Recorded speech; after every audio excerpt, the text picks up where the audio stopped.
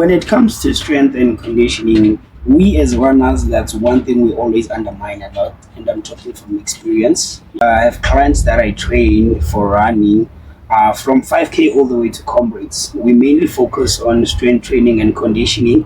There's different ways of doing strength and conditioning, but you have to be specific and do what specifically works for you in that category. You know, if you are a bodybuilder, you can't do the same training as someone who's running. They are two different things. So I'll make a simple example just to make it more clear and understandable. And we'll do maybe agility exercises. Yes. Let's say we'll make you do fast movements, for example, that fast and quick movements. So I'll make you do high knees, maybe for 10 seconds as fast as you can. The thing about what I do is that I'm an all-rounder.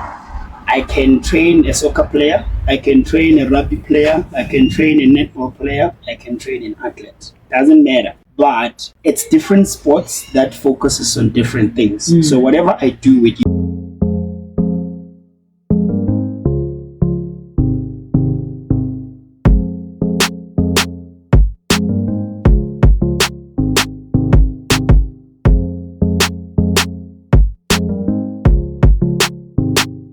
Welcome to this episode of the Runners Podcast with myself, Rotokolo. And today we have Tshepi. He is a fitness trainer. He's a runner as well. Me welcome Tshepi on our channel. Tshepi, so how are you? Big man, I'm good. And how are you doing? And Tshepi likes calling me the big man. But am I that big? It's a tradition that I have for myself, out of respect, you see. So also sometimes I get to forget your name by mistake and I'm like, ish, you see, now it's going to sound rude if you call me and I don't respond back. So I kind of found a way of how to put it in a space that is respectful without sounding respected. Yeah,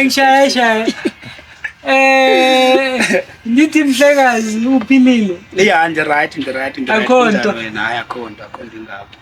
But I just go for it. Introduce yourself, tell us who Tshepi is and what Tshepi does. All right, yeah. Thank you so much for having me. I really appreciate it a lot. I go by the name Tshepi, so Teekay, Khatli. I also have my own brand, which is Field Fitness. That's where I share everything that I do. I'm a certified fitness instructor, personal trainer, and running coach as well. I also do classes and Virgin Active. So that's just basically me in summary. By the way, we are at the old ads and there's Vision Active behind us. I believe this is your... This is my playground. Okay. This is But then what do you do? Okay, let's just break it down a little bit. Tell us about your coaching. So currently at this moment, I'm only focusing on running and group classes that I do at Virgin Active, but I'll mainly focus on my running. Whereas I have clients that I train for running from 5K all the way to comrades. We mainly focus on strength training and conditioning. And there's some clients that I normally help with pacing when it comes to running, how to pace yourself, how we can create a program that's suitable for you to help you advance your times and get better and better. I've seen you win few of the road running races. Just share some of the races that you've won. I always say once upon a time I was a runner, in terms of there was a time where I was mainly focusing on running, but not anymore. But then I still love running. And I've also represented Central Gauteng in the national champs of cross country and road running from 10K and 4Ks. And I've also won some of the Vitality series like the Orlando 21, the Renbeck 21. And I've also done the Ellen Robs, the 32, and then today I did the 21. So there's a few races. I'm one person who likes to go for those small races because running for me now, it's more about fun and enjoyment and loving the sport. It's no longer about me going all out but enjoying and having fun. If a win comes, I take it as a bonus, and which I appreciate, but I try to put in the work. Have you won a marathon? Hey, not yet. Not yet. One day. What's your PB on a marathon? The marathon that I did, it was back in 2023. I think I represented Central Gauteng in the It was Durban International, if I remember. Yeah, I did. around May. Yes, and I did 230 there, of which I only had like 2 months of training because I was not even prepared. I just went for a 32 kilometer, and then they told us they're selecting for championships. I'm like, I ran the qualifying time, and then I was like, let me go take a chance. And then that's where I ran the 230, and I'm planning to do Cape Town this year, trying to advance that time from 230 maybe to a 220, 225. We shall see. Nice stuff. So you're not only pushing people to reach PBs, but you are also working towards PBs as well. Exactly. I always say if you are a person that's doing something, it's always good to look apart, do it so that they can know that you are also doing it. You're not just preaching it, but you're actually practicing it. So, yeah, I'm trying to get into that even more. Let's talk about strength and conditioning. So when it comes to strength and conditioning, we as runners, that's one thing we always undermine a lot. And I'm talking from experience. There was a time where I was running full time and I was training like 6 times a week under Hendrik Rabala at the Zoo League. Oh yeah, I see. I used to perform good, but then I was always stuck in one place, not knowing what to do and understanding what to do until lockdown happened, and then that's when I had more time to go to gym, of which now we couldn't run, so I had time to actually work on my body, work on my muscles, and then that's when now I realized that actually for me to stay in peak and keep my fitness, I need to strengthen and condition my muscles to be strong enough to withstand whatever pressure that I'm throwing them at in terms of running. And also it helps you to avoid injuries. There's different ways of doing strength and conditioning, but you have to be specific and do what specifically works for you in that category. If you are a bodybuilder, you can't do the same training as someone who's running. They are two different things. So when you do strength and conditioning, we mainly focus on the muscles that are working for runners or that you use when you run, and the ones that you don't use, in order to enhance your performance, for you to perform better and avoid injuries at the same time. You can do strength to target a certain group of muscles that you want to enhance and develop. Yes. Be it you are doing upper body or lower body. Yes. And you can also do conditioning in both those respects. Yes. They're similar to each other. Yeah. It's just that with conditioning, it's more like doing multiple exercises that will help you condition your body, which is now you're using your full body at the same time with multiple exercises. And then with strength, it's whereby you focus on certain muscles. Let's say today I'll be doing my legs or my glutes and hamstrings and quads. Yeah. So you focus on that certain muscle, and the aim is not to build the muscle to be big, but it's to strengthen the muscle to get strong. To withstand the pressure of training and mileage that you're putting on the muscle. Also with conditioning, also it's more like when you do a lot of how can I say, I'm looking for this word, just ran out of my mind, but I will explain it a bit later, whereby it's a full body workout.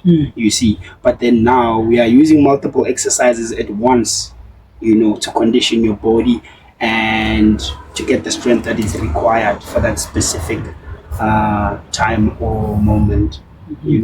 So yeah. Back in the day, I ran my first comrades in 2010, and I had knee injury. I had two problems: knee injuries, and I was cramping. Yeah. And I would cramp from head to toe at once. Yeah. Like somewhere in the middle of the race, and I would take salt, or sometimes the salt would not work. I tried all sorts of things and they did not work. And up until I started, I was advised to incorporate strength in my running. Yes. And I think I could see the results. But then, how did strength and the conditioning help you? Because you say you were stagnant in your training. So most of the time I used to tense up a lot, like you say, when I was running, especially in my upper body. Maybe halfway through the race, I'll tense up my muscles because now I'm tired. And then when I'm tired, what happens? my body starts to lose posture and I just crawl into whatever position that I'll be comfortable at. So that always affected me in my running. So I needed to do something that will help me be more loose and relaxed, you see. So I started working more on my upper body, like from your shoulders, from your back into your arms. But then now I'm not building the muscle, but I'm strengthening the muscle to be more elastic and strong so that when I run, I'm more comfortable. Okay, See, I see. when it comes to agility, mostly, for example, I'll make an example of when it comes to conditioning, I'll make an example of agility. Agility exercises are fast movements that requires you to move at a certain pace for a certain period of time. And you can do multiple exercises that will help you condition those certain muscles that you're targeting. Also at the same time, I used to cramp a lot in my calves when I was running. So now I needed to strengthen my calves and do a lot of agility, which is fast movements that will allow your muscles to move a bit quicker while you're strengthening them to make sure that when you're doing a longer distance, your muscles are flexible and stretchy enough to allow you to move more efficient than you being stiff and holding yourself. What actually is conditioning and what does conditioning do to a runner? Because I'm biased towards running and whatever I'm asking you, I'm asking in the context of road running. Yeah, so I'll make a simple example just to make it more clear and understandable. And we'll do maybe agility exercises. Yes, Let's yes. say we'll make you do fast movements, for example, that fast and quick movements. So I'll make you do high knees, maybe for 10 seconds as fast as you can. And then I blow the whistle, you sprint to a certain cone and come back. You go again, high knees for 10 seconds, sprint to the certain cone as fast as you can and come back. You see, so now mostly conditioning is like that instead of strength, whereby now the intensity is more lower, and it's more moderate. But with conditioning, it's a bit high, and more reps involved. But it comes in different ways, like I said. But for runners, that's why I'm saying it's different in terms of how you will be doing it because it's not the same. Someone else might explain it different, and then that's how I understand it based on what I do with my clients. You see, so it helps those certain muscles to be able to be elastic and move frequently and quicker without you having to have certain problems along the way, you see, because sometimes we shock our bodies. You see, you get to a race, you are planning to run a 4 minute, and then you get there, they make you run a 3 minutes pace. Your muscles have never been shocked to that extent to run a 3 minutes. But then now you do it, and then what happens? Your muscle snaps because it's shocked and it reacts. But if your muscles are used to those fast movements and quicker movements, when you do that 3 minute pace, it might take a toll, but it's going to take longer for your body to react because it's used to those quick movements for a very certain time, you see. So it's something like that, you see. So what we do here, we prepare your muscles for something that might occur in a race that you were not prepared for, but you know that after this in training, my body is still okay. So it's something like that. When I say I'm doing stuff, what do I do? Because we are encouraging people to do cross training, or we get encouraged to do cross training. And cross training, someone say, go on do a spinning class, do your push-ups, what do those kind of what are the types of cross training exercises that help one develop help one with the strength and so forth? It's very basic stuff that we all know and understand. It's just that people, when they hear the word strength training, they think of complicated exercises, of which it's not. For me, I can make an example. Like mostly, I use lunges, I use squats, but then now I'll make an example of those two exercises. You can do those two exercises for your legs to strengthen your glutes, your hamstrings, your quads, and your calves at the same time. Okay. But the difference now is a matter of how you do those exercises, and how you break them down. It's only lunges and squats and calf raises, but you can do 12 to 20 exercises with just those three basic workouts, which is lunges, squats, and calf raises. But you do multiple variations of those exercises targeting different muscles. There's a squat that you can do to target your glutes. There's a squat that you can do to target your inner thighs. There's a squat that you can do to target your quad, your hamstrings or your glutes. You see, so it's a matter of understanding what kind and how to do it in order for you. It's nothing complicated where you have to like have expensive equipment or whatever. The least you can do is just to have an elastic band. Mostly elastics are always proper, and that's it. I can even do a strength training with you online. You don't even have to come to me. You can be at your place, I can be at my place, but we can do a proper session without even having to be in one place. So it's a matter of understanding the basic exercises, but know what, when, and how to do them.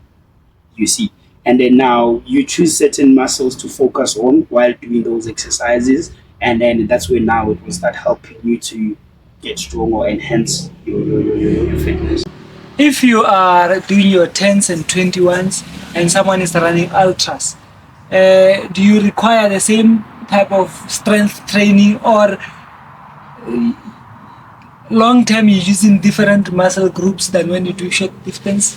Running is more of the same dynamic. The only difference is the level of fitness that you're at. So when it comes to you running comrades and me running 10Ks, it's a matter of what's required for you to do at that level to get to where you want to be. So it's based on your fitness and how your body will react to the training. It's not one for all. It's not like that. Okay. I can train 5 clients in one time, but in different ways because their bodies are different and they would require, even if the exercises are the same, but we'll do them differently based on your body and your level of fitness. So it won't be the same. Elites and social runners? It doesn't matter, for elites and social runners, it's the same thing. It's either you are elite, and mostly elites undermine strength training until something occurs, and then like, oh, now I need to treat my injury. That's when now they start realizing they need it. But it's catered for everyone. Doesn't matter how fast you run, you still need to do strength training. Doesn't matter how slow you run, you still need to do strength training. No. It's very eye-opening because, at times we take these things for granted and only to find that, you need to do your strength, you still need to do the basic stuff that any runner, can. Yeah, it's not complicated stuff. It's basic understanding that anyone can do on their own. You just need to understand what to do and how to do, and then in that way you won't have much problem. I always say it's always better for you to come and experience what is actually strength training and conditioning than when I'm talking, because when I'm talking like this with you, you might understand but you might not understand fully until I say, let's have the one-on-one session. What is it that you're struggling with? Oh, I have a knee problem, my glute, my hamstrings. And then that's when I'll say, okay, we're gonna do 1, 2, 3, 4, 5 to make that glute stronger and flexible for you to be able to run with ease. People with injuries wanting to recover, because I know when you want to recover, they might refer you to someone to train a certain group to help you to rehabilitate. Let's talk about rehabilitation. I also do rehabilitation when it comes to injuries, depending on how serious the injuries is. There's certain injuries that we can't train or work until they get healed, but there's also injuries that you can actually train while you're still injured, because the trick is now, most of us sometimes when we are injured, you want to rest until you feel recovered or until that injury is healed, of which it's a good thing, but sometimes it's a bad thing, because now while you are resting, the muscles are getting weaker. But what we do now is that, okay, you are injured. For example, I have a knee problem, I have a hamstring problem. We will rehabilitate that muscle. While we are still injured, we are still working on it, still training it, still exercising. But now it's not going to be the same as someone who's not injured. I'm not going to do that because now it means I'll be hurting you. But we'll do it in a manner that will accommodate you and not hurt you, but make you get strong and recover quicker. Because what you want is for the muscle, while it's still healing, still function, to a certain extent, whereby while we are healing, the muscle is actually getting stronger at the same time. So it means now it helps with the process of healing to be quicker than it would when it was just healing on its own. But there's a certain way that we do that, of which I mostly do it with my clients. For you to know and understand, you have to come. Okay. And then I'll show you what we do. Okay. Yeah. How does cycling help me? Cycling might help with the strength in your legs and endurance at the same time, because now the movements are almost similar to running. The cycling is similar, but the impact is less from cycling than it would with running. But at the same time, now it will help you to enhance certain muscles that normally don't work when you run, because running is more like a straightforward, but when with cycling now, your legs would move into a certain direction or position that they wouldn't normally move. You see, and does that help? It does. But now you have to understand your body first, because sometimes someone might say, go do a spinning class. You go there, you don't even know what to do. You just go with the flow and you end up hurting yourself. You need to understand the basics of what to do and how to do when I go cycling, because sometimes if you cycle for too long, the impact, if it's too soon, it's going to come straight into your knees, and if your knees are not strong enough to withstand that, what's going to happen? You get an injury. So you need to keep yourself in a certain level that it won't hurt you, but it will still benefit you at the same time. Swimming, your aerobics, your HIIT classes, and those kind of, I forgot another one, step, the step and so forth. For me, I'll talk based on what I know and understand best. I always encourage runners to come to my HIIT classes, because most of the time, the exercises that we do when we do conditioning and everything are the same exercises that we do in the classes. The difference is the intensity. The intensity in the classes is a bit high, of which now that's where it will condition your body to be physically fit, because now we are challenging your whole body in terms of the exercises that you will be doing. And it also helps with your cardiovascular, because now I push your heart rate to a certain limit that you wouldn't push it when you're running, but you would push it when you're running. So it means now the blood flow in your system gets a bit more stronger and there's more oxygen coming in, you see, and then it gets more comfortable with you when it comes to running. Also, there's certain exercises that will target your muscle joints in terms of your shoulders, your knees, your whatever, that you will be doing for them to get through. So it means now the more comfortable and fitter you get in the class, the more easy it's going to be for you to run. You see, but then I always monitor to make sure that you don't do too much, because some people end up doing too much, you end up hurting yourself. So you always have to monitor and make sure everyone is well accommodated, so that it will also be beneficial.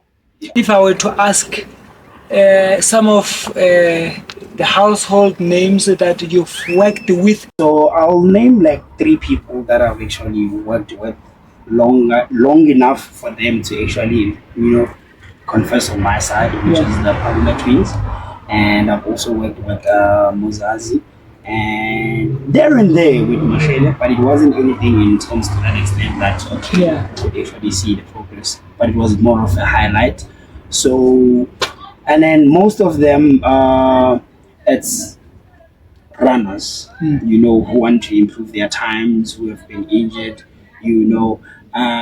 I'm sure if maybe you can take me and highlight a certain point of who I've worked with, maybe there's few people that I know that I believe that maybe they can come forward and no, I've worked with Teekay, I've seen his work, and you see. So mostly I prefer to work with I'm one of the social runner group now, so I call myself a social runner. So I prefer to work with more the 5:36-minute guys, because they know what they want, and they're willing to learn.